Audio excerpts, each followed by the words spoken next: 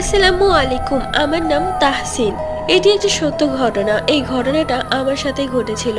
একদিন আমি মাগরিবের আজানের আগে ছাদে গিয়েছিলাম। ছাদে থাকাকালীন আজান দিয়ে দিল।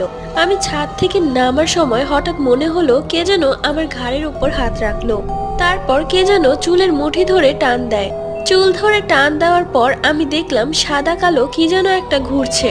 আমার কথা বন্ধ হয়ে গিয়েছিল। আমার সারা শরীর নীল হয়ে যায়।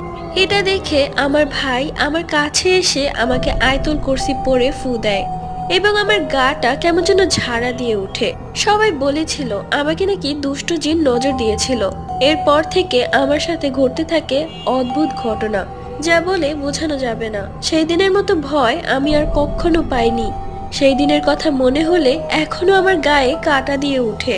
ঘটনাটি লিখেছে আমারই একজন সাবস্ক্রাইবার, যার নাম হচ্ছে তাহসিন। আজকের এই নেল আর্টটি কেমন লেগেছে কমেন্ট করে জানিও।